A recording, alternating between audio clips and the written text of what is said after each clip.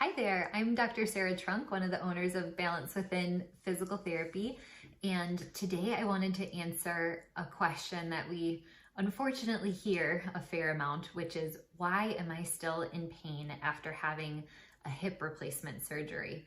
So it can be so frustrating to go through that, where those surgeries take a lot of nerve to get up the courage to do them, and oftentimes they do a world of good and can really help people a lot with joint pain and their function and whatnot.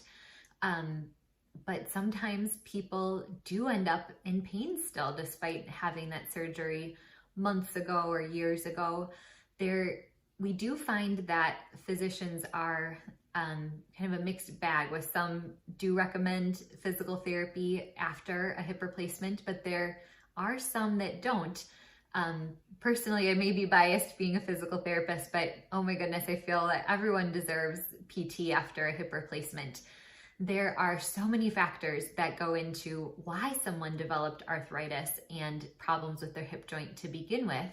And while that surgery does help replace the joint itself, it doesn't address the issues with pelvic alignment, with how the muscles are firing or not, or supporting them, and how tight the connective tissue is with those things.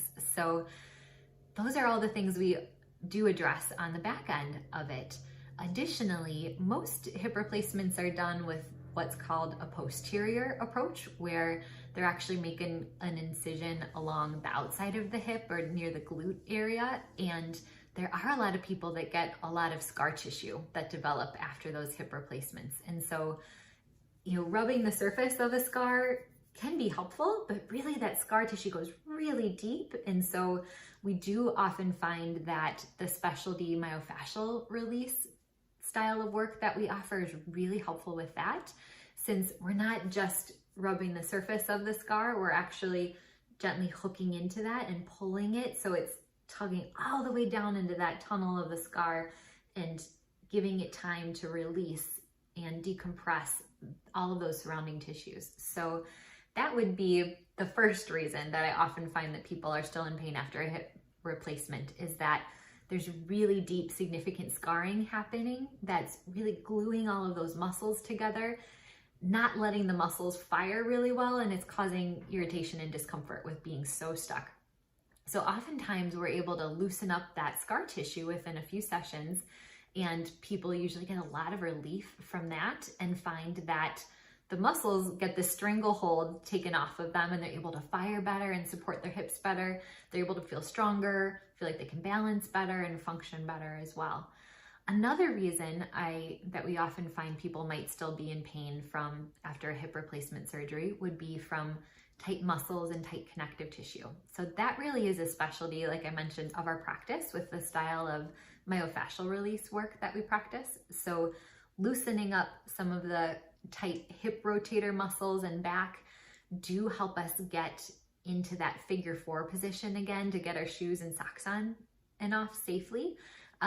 So while we can't pull our knee straight up, usually that's not a great idea with those post-op precautions, we can get into a figure 4 position as long as we don't cross the 90-degree mark with those precautions. And loosening up those muscles and making it easier to get your shoes and socks on again is absolutely something we can very safely do.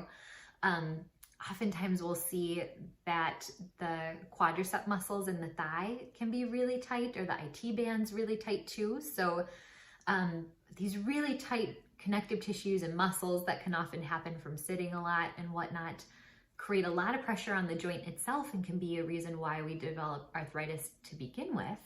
And so again, replacing the joint can be so helpful and life-changing, but it's not going to address all these other big picture things. And so at the end of the day, we have to have our muscles be strong enough and loose enough, and the connective tissue be loose enough too, to have us be able to walk and function and get up and down off the floor and put our shoes and socks on and get dressed, and all these things we want to do.